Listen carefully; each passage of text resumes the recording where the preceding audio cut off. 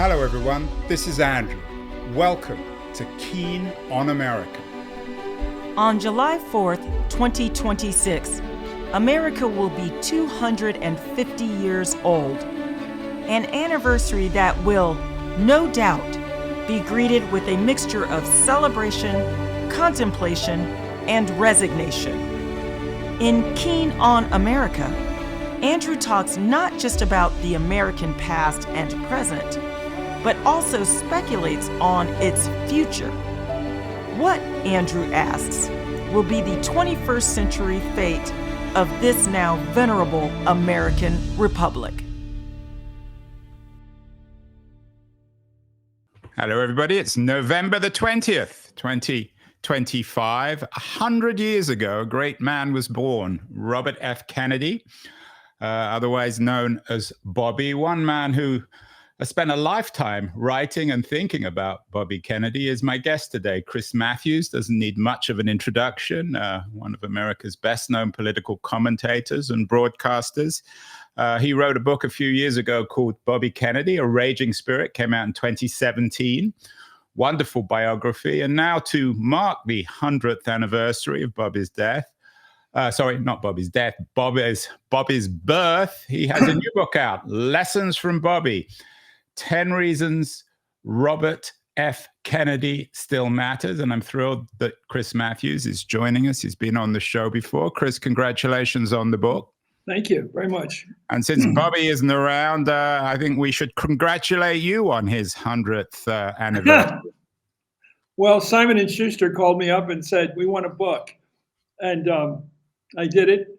And I really followed their ideas. In fact, they gave, I think, the listing of the ways that we miss him are interesting, because I hadn't thought of it exactly that way, but it was interesting the way, in my idea about him, is how he was reverenced in his death. The train ride from St. Patrick's Cathedral that went down that day, that Saturday, to Washington, to Arlington Cemetery, was extraordinary. And extraordinary today, 100 years later after his birth, to see the Black people, the African Americans out there, the white working people, maybe in separate groups, but out there basically paying loyalty to him. The amazing thing is how in each cultural way they did that. The African Americans in Philadelphia, where I grew up, 20,000 of them sang the Battle Hymn of the Republic spontaneously when the train came by. And then all the white people, working people, gathered in almost regimental form. A lot of them, I could tell, the husbands and fathers had been enlisted men in the army, and they all lined up in a regimental form in order of birth. It's so interesting. And the fathers and the sons would be saluting. These are incredible stories about. Yeah, it's interesting that you begin the book. The quotation in the book is from John Lewis, the great civil rights activist. If there was, and Lewis in '68 wrote, if there was one politician, one person who I thought could hold the community together and continue to give Black people and poor people in the country a sense of hope, that is Robert Kennedy. So, Chris, tell us about this Robert Kennedy. Who was he? Well, I thought it was very interesting, and I quoted him at the end. Arthur Schlesinger, the historian, talked about the difference between Jack Kennedy, the president, and Bobby Kennedy, who was his campaign manager and attorney general. That Bobby, the JFK, was very much like Franklin Roosevelt, who, of course, Arthur Schlesinger had written so much about. He said he was somewhat cold, a somewhat distant figure. He thought about people's troubles from the outside. Bobby, on the other hand, seemed to have identified with people's troubles and thought of himself as one of the victims. And he felt for people in a way that they could tell that he felt for them. And an extraordinary sense of shared victimhood, if you will. But he was very vulnerable. Schlesinger said, Jack Kennedy never seemed to need protection. He was on his own. He was a powerful man. Bobby, on the other hand, looked like he needed some help. That even though he was tough on desegregation of Ole Miss and the University of Alabama and the Civil Rights Bill itself, which he pushed his brother to do, he seemed tough. And people thought of him as an Irish cop, a law and order guy. He used the term law and order all the time, but he seemed vulnerable. Like you could knock this guy down if you really pushed at him.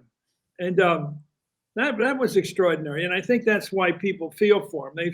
People feel his vulnerability.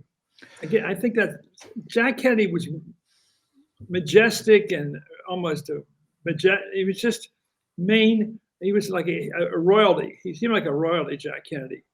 Whereas Do you think that you've mentioned Jack, his brother, of course, he was president.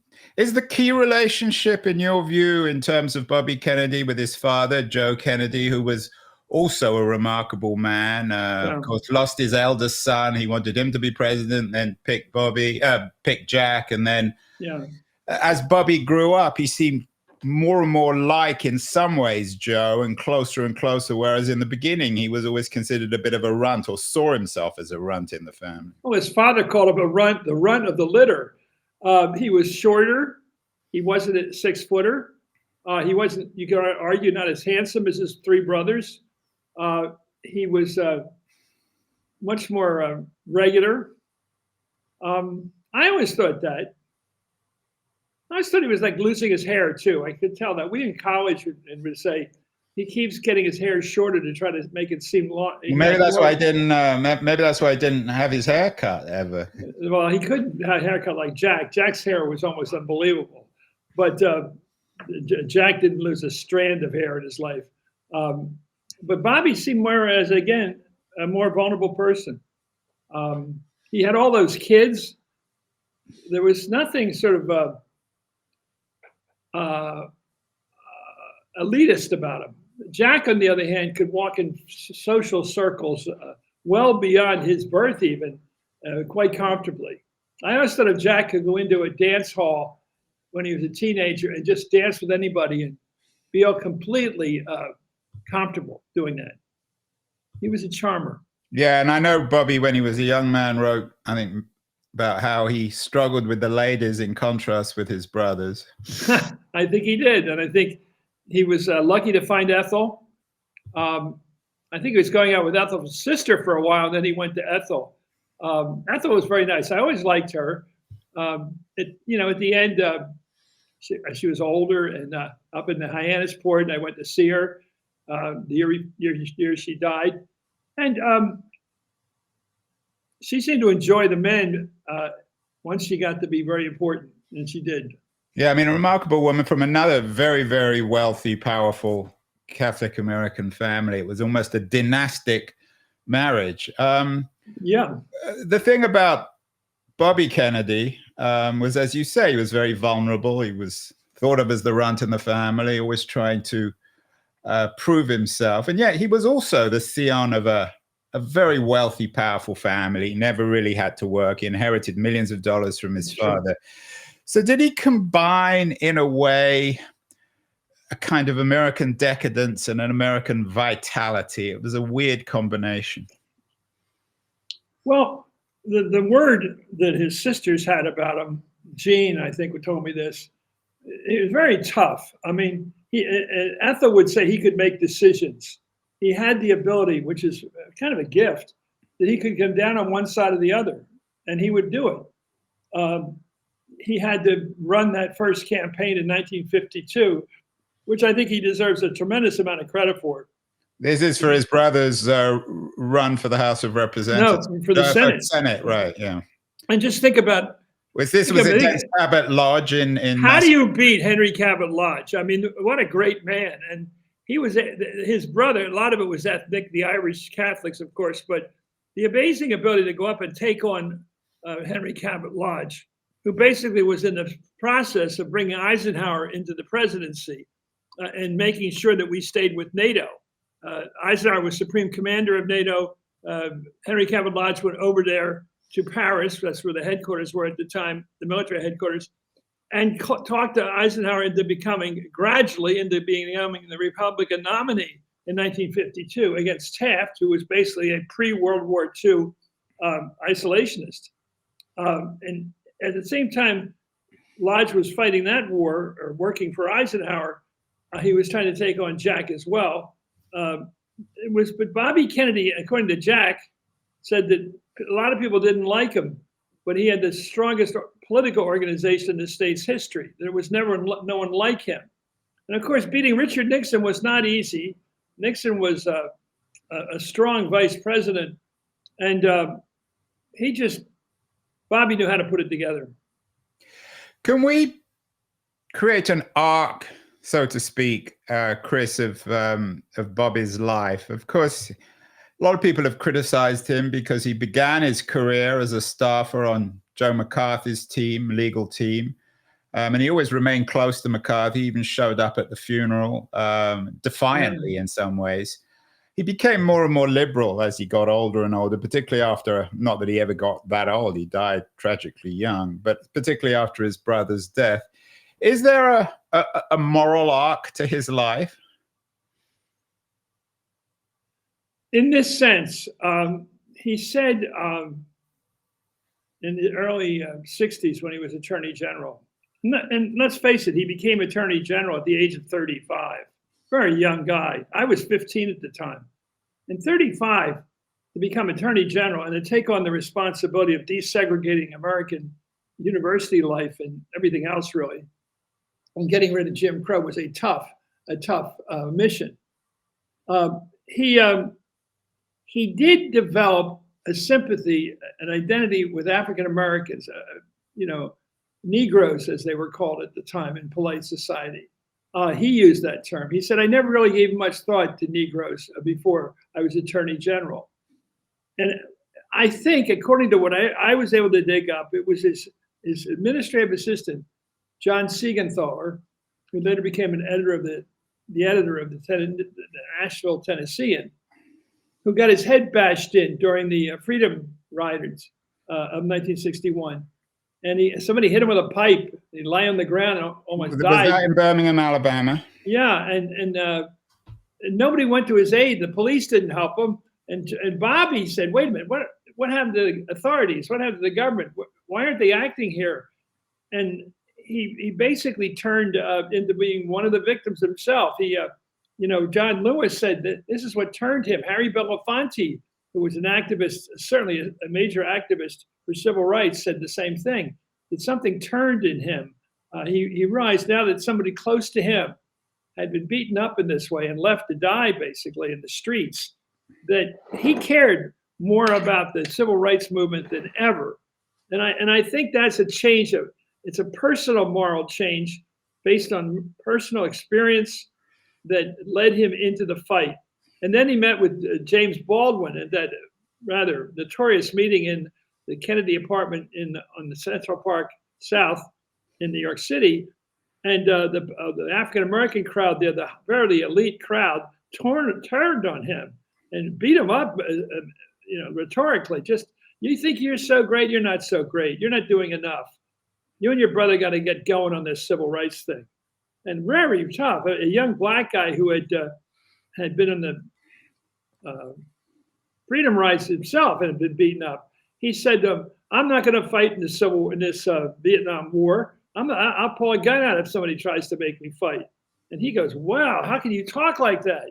Having grown up himself in a patriotic family, he couldn't believe that a young guy would talk like that. Of course, his eldest brother was killed in the Second World War. Yeah, and the fact he couldn't identify with that, but only later did he say, maybe if I were black and I had grown up like this kid, I'd be thinking like he is. And then that's what Martin Luther King said, and maybe this will get him. It was never very close, Chris, to MLK. No, not at all. They didn't gel. There wasn't a chemistry between them, was there? There were Reds in the camp of Martin Luther King, and King obviously accepted the intellectual support of people like that, but who had these Red connections. And Bobby, of course, was an anti-communist and a cold warrior. He wasn't going to like with these people, and. But he and King would fight that back and forth all the time, and King wouldn't get rid of these people, and he would keep And them. as Attorney General, of course, and in association with J. Edgar Hoover, he bugged MLK's because he wanted to out this guy he had been working with. I think King himself was kind of interesting because he really talked in life terms, baseball terms, if you will. And when Jack gave that speech at Bobby's behest in June of 1963, the year that Jack was killed, it was an amazing speech. I went back and watched it a number of times. It is unbelievable to hear an American white guy back in the 60s was willing to go on television and say that we have got to honor civil rights in this country, rights for everybody, in the sense that it's as old as the scriptures. He tied it to the Bible and the American Constitution, an amazingly pro-civil rights argument. And maybe Lyndon Johnson should have had a bigger role in this because he believed in it too, and the morality of civil rights. And King said this, I can't believe that this white guy, that's what he called Jack Kennedy, this white guy hit the ball out of the park. How can a white guy give a pro-civil rights speech like Jack Kennedy did on national television? And that was Bobby's handiwork. He wrote that, a lot of it. But that's how the relationship was interesting. And when King was killed, nobody could have done it better than Bobby in Indianapolis in a black neighborhood where he was warned not to go in. The police would not go in with him. He was campaigning for the presidential nomination. And he went into this neighborhood. I remember I dug this up at the time. He asked somebody, do they know yet that King has been killed? Their hero has been killed this afternoon. And he was told no. He had to tell the people in that community in the dark, right there, face to face, say, your hero has been shot by a white guy. Yeah, and it's really an amazing achievement in the sense that there were riots all over America, but the one city where there were no riots was Indianapolis. That's pretty delightful that he could have that power. He had a remarkable, you mentioned LBJ, who he hated. The other two men he particularly hated, it seems, throughout his life was Roy Cohn, of course, who taught Donald Trump all his dirty political tricks. Well, you know everything. Yeah, it's exactly right. And Jimmy Hoffa. Before we get to Cohn and Hoffa, yeah, is this something, and I know you talk about the toughness of Kennedy, but in terms of lessons from Bobby, was his ability to hate, is that something we should admire about? No, I don't think we're called to that mission, but it is an amazing. There's a wonderful picture. I put it in my first book on Bobby of Jack about to introduce Lyndon Johnson in 1960 at the Democratic Convention, and he's got his hand in hand. It's like a weird kind of a handshake between he and Lyndon Johnson. This is Jack Kennedy. And behind them is stalking, and that's a good word for it, Bobby. Bobby did not want this guy to be the VP. He spent a whole day trying to talk both men out of that decision, but it was, and there's a good distinction between the two men. Jack Kennedy knew that he needed to win in the Electoral College. He needed something of the solid South, the old Democratic solid South. He needed Texas. He probably needed Georgia. He ended up getting Louisiana and Arkansas and everything else because of Lyndon Johnson. It was a cold decision. Bobby couldn't make a cold decision like that. He's always feeling things. And right, but didn't he hate it? I mean, there were lots of reasons why he hated LBJ, but particularly because he thought that LBJ had besmirched his father, Joe Kennedy. And you know it all. He wanted to get. He laughed in the Oval Office about how he was going to fire with Lyndon Johnson. He laughed with this young acolyte, Lyndon Johnson, this is FDR, about how he's going to fire Joe Kennedy as ambassador to Great Britain. So, but coming back to this question, it's amazing. It's so Irish, though, that Bobby would hold on to that feeling that he expressed towards Johnson in the Senate dining room back in '53. I know, it's remarkable. And I know one of the anecdotes from your wonderful book, A Raging Spirit, is Bobby said the day of his brother's election when he won was the best day of his life. Then the next day when they chose LBJ as VP was the worst day of his life. So yeah. he had a loyalty to Scoop Jackson, and but back to the question on this ability to hate. Is this something we should admire about Bobby? Is this one of the lessons, Chris, in your book? No, and you're deranged. You're replacing my goal here. This is not one of the messages. I think there are other ideals that are at work here, and courage and the willingness to stand up for what you believe. I don't know how you figure all this into his decision to run against Lyndon Johnson, and how much of that was the war, how much it was the Kerner Commission report where Johnson said, I'll commission this group, but I'm not going to do it at once, which is to direct resources to the cities. It's very hard in politics when you're in it, as opposed to being a journalist, where you are able to pull apart your emotions from your facts.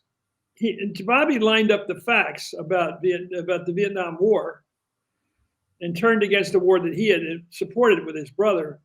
But he also lined up the need to help the cities. He was by then the senator from New York, representing New York City and representing minorities in a large part. And he made his judgment on that. But you're right. There's no doubt that he had a problem with Johnson. He had a problem with Gene McCarthy, too. He didn't think McCarthy was his kind of guy, and had a very hard time acknowledging what a successful opening that McCarthy had begun in the 68 primary challenge. But he finally did say, if he's not a candidate, I'm not a candidate, because I just lost to him in Oregon. So he was opening his eyes to his own enmity in this regard. But he did have a remarkable moral antenna. I mean, Cohn, of course, is a particularly disreputable character on many fronts. Particularly, I don't know if you saw the recent movie about the younger Donald Trump. I saw The Apprentice. Yeah. Yeah, it was a wonderful film, I thought. He was deeply religious. He was a choir boy. He always volunteered at church. Where did he get that moral antenna? From his mom. His mom was very Catholic and would go to, she wasn't entirely an admirable woman. She had a lot of money from her husband. She excused her husband's behavior with other women. She would go off to church and then go off to Europe for a shopping spree. There's a lot of revenge life there, which we can imagine. And I think he accepted that. He went to church perhaps to some extent because he wanted to go with his mom. She was amazingly delicate woman who probably didn't want to face reality about her husband when he's out with movie stars, and she pretended that wasn't happening. But that's not unusual. That's not unusual. And I think his religious feeling, the rosary beads and the going to church almost every day, that kind of thing, that's a kind of a super Catholic, I should say, not disrespectfully at all, but that's where she had that from. He had that from. Sergeant Schreiber was like that too, his brother-in-law, very Catholic guy and a good man.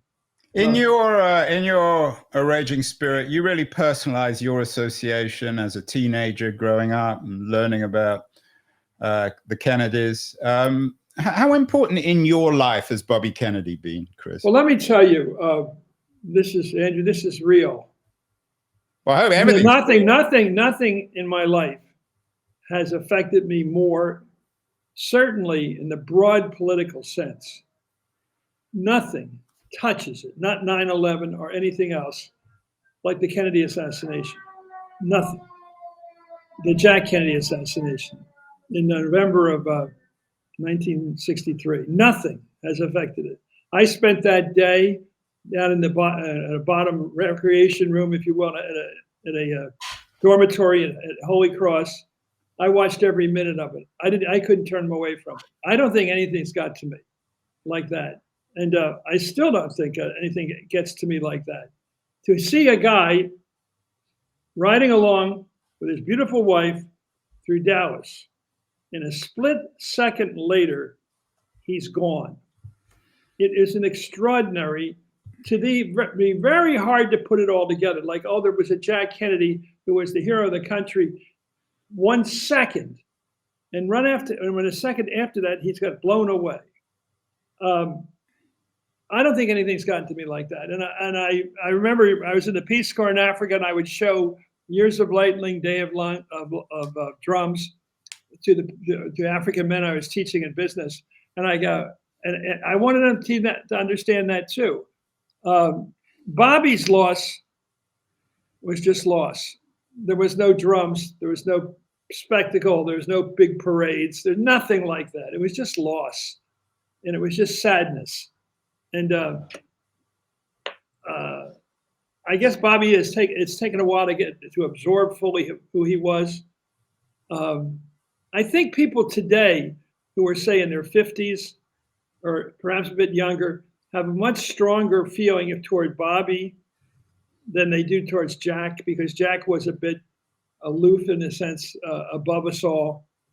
But Bobby was somebody that they care about, and I'm not quite sure about how that happened. I think it started in Atlantic City with Bobby talking about Jack at the night that they showed the movie on Jack, and I remember that night very well too. And that was the 64 convention, right? And that's when he talked about Johnson being the garish son. Do you remember that?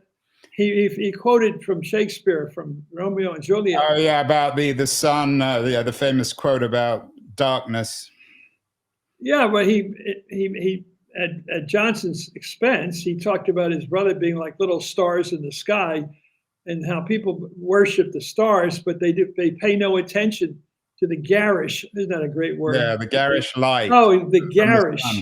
Yeah, it's like, oh, that was beautiful. And that was Jackie Kennedy's contribution to that speech that night. She, whatever her feelings were about Johnson, she was helping Bobby express his. Explain one thing to me, Chris. As I said, I mean, Jimmy Hoffa was another massive enemy, spent much of his early career going after Hoffa and other labor leaders, corrupt labor leaders. But later in his life, he became very close to Cesar Chavez and Dolores Huerta, two leading labor activists on the West Coast. What was Kennedy's legacy in terms of organized labor? Well, there's two kinds of organized labor, to be brutal about it. There's the corrupt labor leaders, and then there's the non-corrupt, the reformers.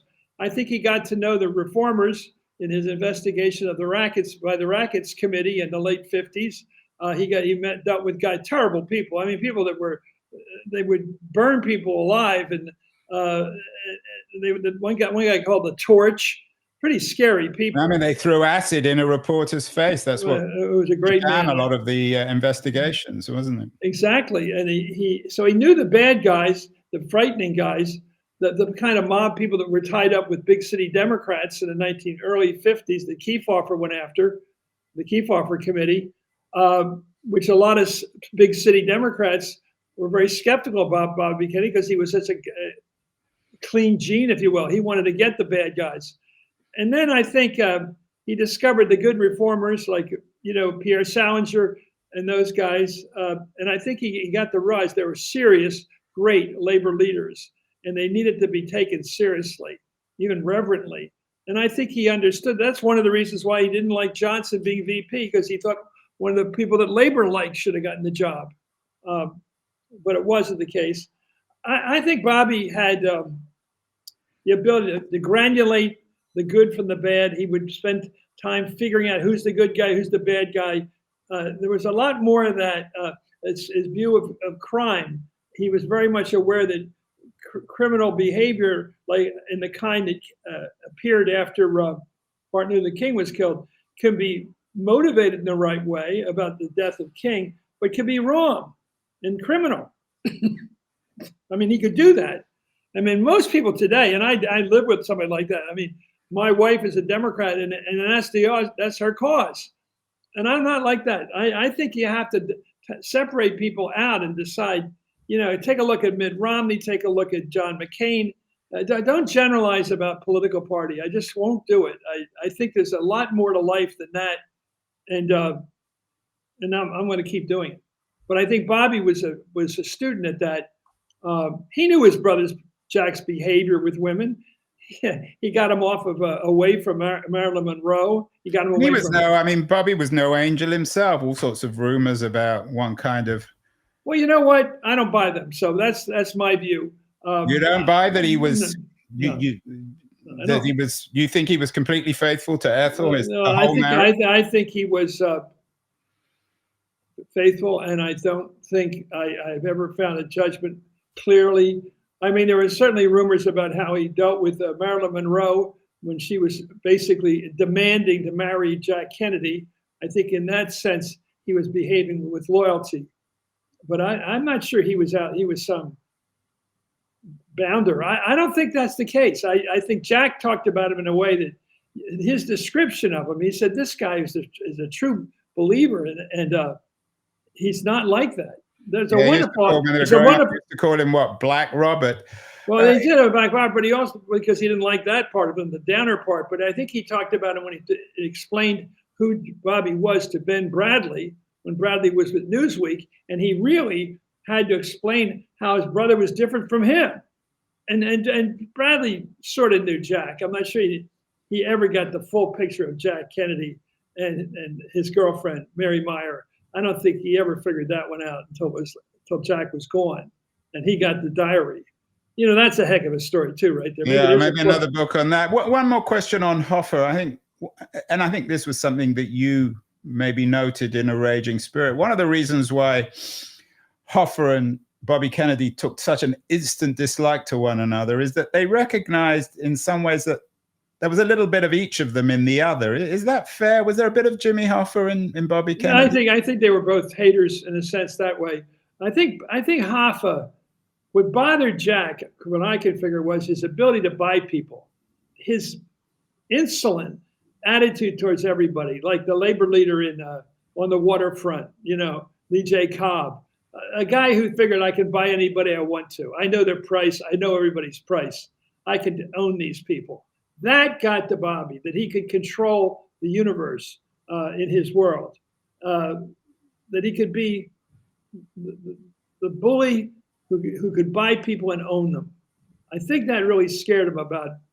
And he would these stories, like he would go home at night and he'd look up at the Teamsters building, which is right on the bottom of Capitol Hill. With the light. They left the light on. The lights are still on. He'd go back to work. I mean, that is a committed person that he would say, even the first night when they met each other, they challenged, I think Bobby challenged him to an arm wrestle. He got destroyed by Hoffa, who was a pretty tough guy. But he was a working guy who didn't go to college, didn't get the breaks, didn't go to Harvard, all the breaks Bobby had gotten, and he threw it in his face.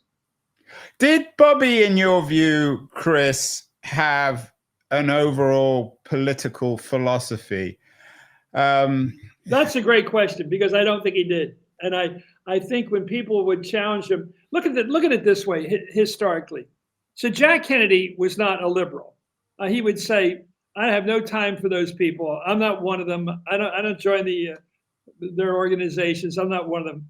And then after he narrowly lost the nomination at the convention in 1956, he said, wait a minute, I got a lot of Southern support, but I don't have any liberal support. I have got to become like Adlai Stevenson. So he moved over. He began identifying himself as a liberal. He'd say, I'm a liberal. Unlike other liberals, he'd say, wait a minute, Jack, where'd that come from? You were a Cold Warrior. Why are you saying all this about being a liberal? And I think that's what the Kennedys realized, that the power in the Democratic Party was liberal. The New York Times, the Big East, it was all that. And they changed, in effect, because they knew they had to. They had to become liberals. And so Kennedy married Arthur Schlesinger and John Kenneth Galbraith. He made formal friends with both of them. But Arthur Schlesinger said he knew that Jack Kennedy would drop him in a minute if it caused him any trouble. That he knew that Jack was using him. Arthur Schlesinger, by the way, the longer I lived, the more I realized what a bright, honest person he was. He understood where he stood with Kennedy, and Bobby did too. And I think the warming up to the liberals was their way of becoming a liberal. But Bobby was asked about being a liberal. He said, if you think a liberal means I'm looking out for the little guy, yeah, I'm a liberal by that definition. but not that he would join the ADA or something like that. He never. Bobby wasn't like that. The crowd behind him in New York City and New York State were not the real liberals. They were with Gene McCarthy and Adlai Stevenson before that, and Bobby was always an outsider that way. What do you think Bobby would think? He would have lost. He could have lost that primary in New York City the weekend, New York, right after he won in California. That was a very tough primary, New York, coming up for him. To McCarthy. So yeah, Gene McCarthy could have knocked him off. McCarthy had a lot of support in the Jewish community. But clearly, I could see that when I went up there afterwards, and you could feel that. McCarthy's name would be on the poster with some of these local candidates in the primary, and you go, wait a minute, I don't think Bobby had this thing locked at all. Yeah, I mean, the Times was never like Bobby. They didn't even support him in his senatorial race. Well, they're not. The Times is not known to be polite about it, popular, not big on Catholics. Let me just put it that way. Speaking that is a reputational issue that Hugh Carey, the best governor in New York modern history, would agree to. What was Bobby's joke about the nuns and the New York Times? Yeah, more nuns leave convent. Yeah, I mean, he said that would be the ideal front page of the New York Times. How joy they would. I think the Times has become perhaps a little more liberal now, more open-minded. What do you think Bobby would have thought of Mandami? Well, I don't think he would have been ready for that. He wasn't ready for what? Look, let me tell you. Socialist, Muslim? I've got an answer for you. 50 years ago, John Lindsay was very much like Mamdani. He was a WASP, a Protestant and all, but he turned out to be a very effective campaigner. The largest turnout since then was this week. That was the biggest turnout for John Lindsay 50 years ago. He turned out to be not a very successful politician. He just didn't. Too elite, whatever. But Mamdani, well, he has to remember what John Lindsay said, which is there's no Republican way to collect garbage. It's a simple statement. I think LaGuardia said the same thing. The fact is you have to deliver the goods. You have to make life in New York doable. You got to help the kids, the 25-year-old, the 35-year-old, trying to find an apartment to live in for their second kid. This is a reality. It's not about talking big about Israel or the Arab world or Uganda or anything else. Stop talking about that stuff. It's only going to make you enemies. What the people of New York want when they elect a mayor is a mayor. That's what they want. And Lindsay wasn't that mayor they wanted. And I think if Mamdani succeeds, it's not because he raised taxes. It's going to be because he plowed the snow and cleared the streets. It's really going to come down to civic responsibility.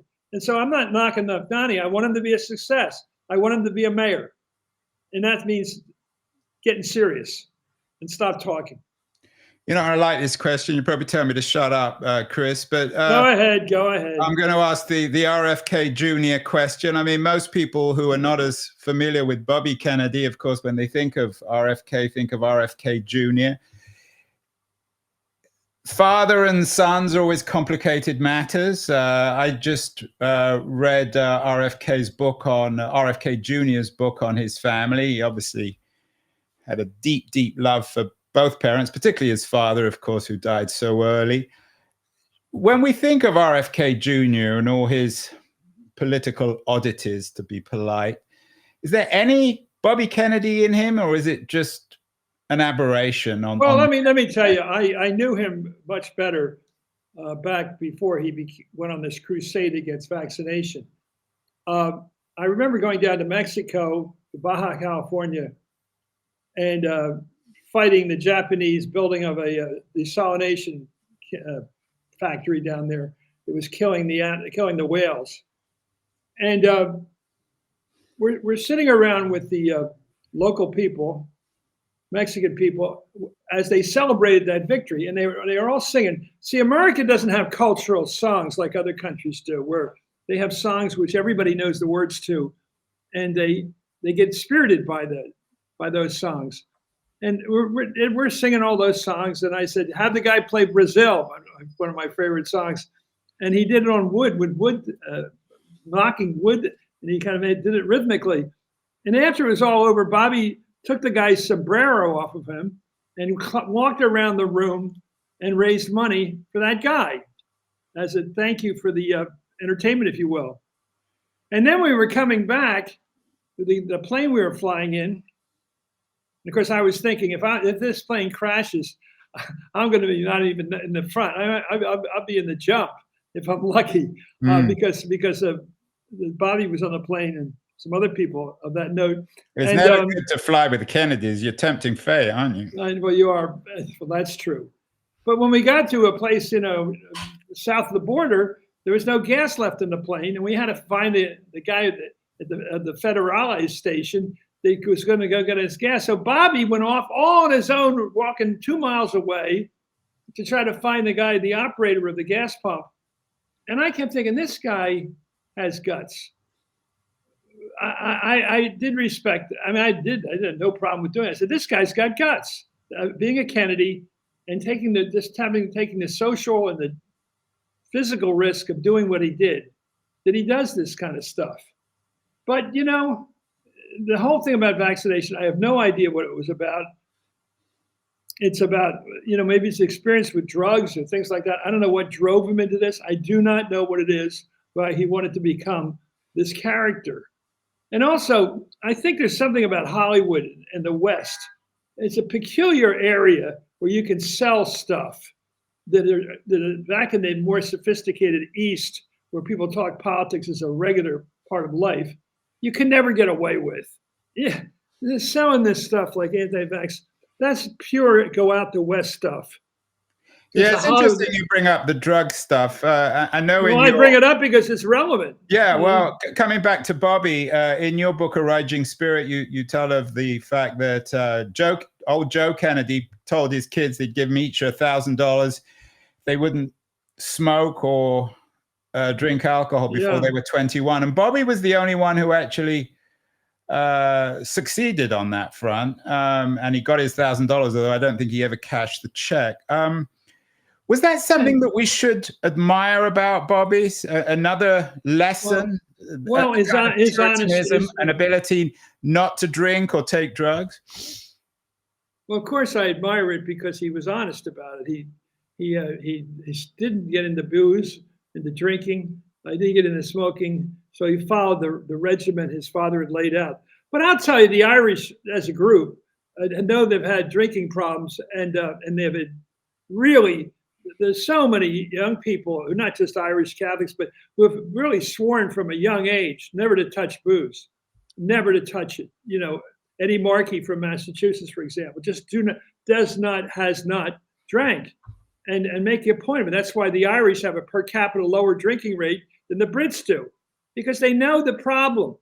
They know the problem with booze, and so I think the Kennedys, and Jack didn't drink at all, really, hardly at all.